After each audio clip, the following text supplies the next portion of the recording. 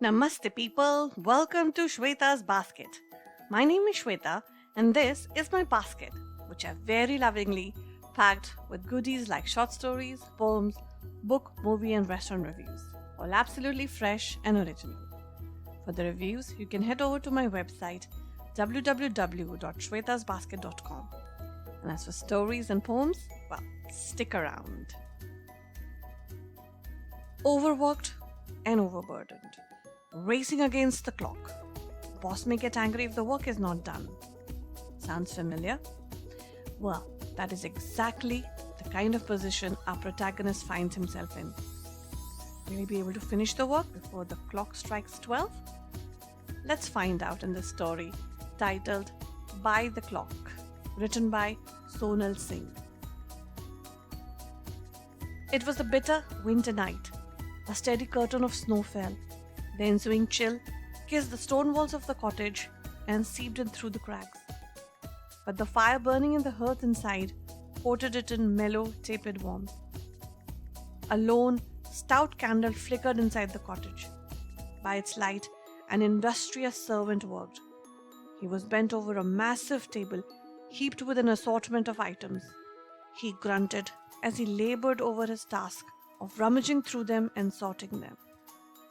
"Oh dear," he muttered, edgy and worried as he noted the time for the fifth time in the past half hour. It was 10 o'clock. "I must hustle. The old man will be angry if I do not complete the work on time. I must complete it before he arrives. They're all depending on me. Oh dear." With some difficulty, he quelled his rising anxiety and tore his eyes off the clock. "Are you finished yet?" a sonorous voice asked. The servant cringed. Just what he had feared. Master was here already. "Almost, master. Just a little more time," he mumbled, stuttering in his nervousness. "Soon, master." Tomorrow was an important day for Master. As always, the old man wanted everything to be perfect for the grand celebration and feast. Sloppiness would not be tolerated, he was sure. None of the servants had ever seen Master angry, but one never knew. So far, the work had always been completed well in time on all previous occasions. This delay was unprecedented.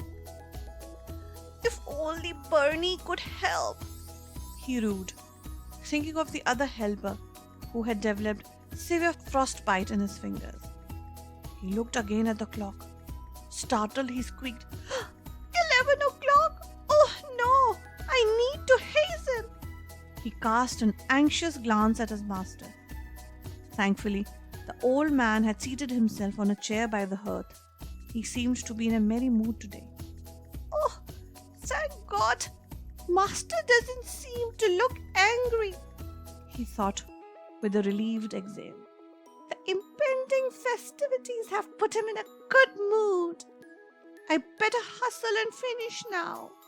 The clock hands inched towards midnight. "Well, are you done?" the old man asked again, the slightest frown flirting with his forehead. Just a few more minutes, master," he begged, jumpy under the scrutiny. The old man looked pointedly at the clock, grunted, and started pacing the floor.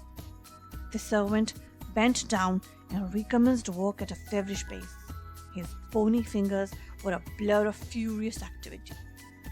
"God, please don't let master get angry," he prayed. The clock struck 12. The servant's hands stilled. He had done it. He had just finished the task single-handedly and on time. "It's done, master," he said, and bowed deferentially. "Ho, ho, ho! So it is!" exclaimed Santa in a jolly booming voice. "It's time to celebrate Christmas," he said, and picked up the sacks of toys that the assiduous elf had beautifully sorted and packed. That's a happy ending for you there, isn't it? And I love happy endings. Who doesn't? Especially in this season, isn't it? Well, it's good for the elf that he finishes work on time, and very good for us because we know for sure now that all the gifts will be where they're supposed to be, and all the smiles and squeals of delight and glee and happiness will be where they are supposed to be. So do write and let me know how you like the story. My email ID is shweta@shwetasbasket.com, and you'll find it in the episode description also. And guys, that brings me to the end of this episode. Do visit my website, shwetasbasket.com, for more short stories and poems and reviews. And apart from emailing me, you can get in touch with me on Facebook and Insta. My handle is Shweta's Basket. I hope you caught my previous episodes, and not to miss any in the future, do follow, subscribe to my podcast. So this is your host, Shweta Singh, signing off. Till we meet again on the air. Bye for now.